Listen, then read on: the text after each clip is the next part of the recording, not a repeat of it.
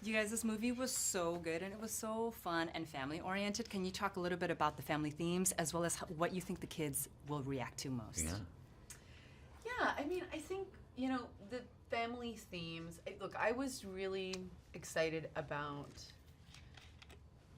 being a part of something that is, you know, for both audiences, but especially something that children would see, where the family, the structure of a family and kind of the picture of what we think a family should look like isn't the conventional way of what a family is. And you know, my family is that. You know, my family is not the cookie cutter family of how we've thought about family for all these years. So I love that idea of it. I love that my son and my daughter will get to see this and kind of go, oh, well, their family looks even weirder than ours. So there's something really nice about that, you know?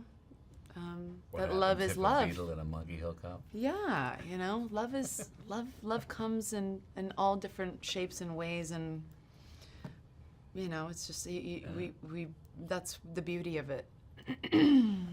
Yeah, for me, one of my favorite things is the theme that takes a lot of courage to write your own third act, to finish your story, whatever that is. Life, you know, if Act 1's the beginning and Act 2's living and Act 3's the, you know, death or the end. It takes a lot of courage to get to the third act the way you want it, the happy ending. And so you have this young boy who he can start the story, but he never finishes it. You know what I mean? And then he goes on the journey to not only finish a fictional story, but to live out a realistic story and get his ending. And have your kids seen it yet? Mine have. What do they think? They've thoroughly enjoyed it. Yeah, my daughter was, I didn't tell her I was in it, and she was like, that Beetle sounds like you, bye-bye. And then came up the next time on screen, she was like, the Beetle really sounds like you, bye-bye. And so at the end of the movie, I was like, that was me. And so my son liked it, my daughter liked it. My wife thoroughly liked it. She laughed, cried, like 3. Did the little one see it? He wasn't there that day, Okay. no. I don't know what he was doing. But He was too busy. wife and 2 kids, yeah. Lisa, are your kids going to get to see this movie? My youngest is 1, so, you know, I don't know how much of it she'll actually, or maybe she will. I should try it. The 4.5-year-old unfortunately hasn't seen it yet, but he's seen the trailer, and I kind of, you know, I didn't say anything. I just kind of treated it like, oh, look at this kid's movie, and he totally, like yours, like heard my voice instantly, and he's like, I don't know, you sound a lot like that monkey. And I was like, wow, it's crazy how they can put it together. Then he was just really concerned that the world wasn't clear that I wasn't a monkey. He was like, do they know that you're not really a monkey? I was like, shh. Okay, last question. Yeah. Now that you've done the movie, do you have any words of wisdom for, you know, for your characters who are raising this rambunctious boy? I think they're doing a pretty good job.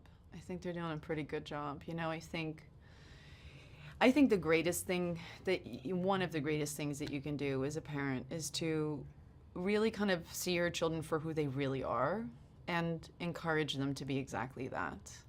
And I think that there's something about these 2 parents who kind of like see something in this boy that really is who he is, and kind of like encourage him to kind of stay on that path of truth. And I think, you know, that's sometimes where you have to be very selfless and really kind of take a step back and acknowledge them for the little individuals that they are. You know, they're not your card art. They're not cutouts. They really are their own little people. No, you have to. You know, they help him, I don't get to the other side. Kids do it all the time. They love to start something, walk away, start something else, walk away, start something else. You come home, you look in the yard, and there's 15 projects they started but didn't finish one. I mean, this story about it's a bit of a rite of passage story for the boy too. So it's a bridge. It's a rite of passage into young man becoming a man, boy becoming a man, child becoming an adult in ways without losing any of his innocence. Actually, just gaining a lot more knowledge.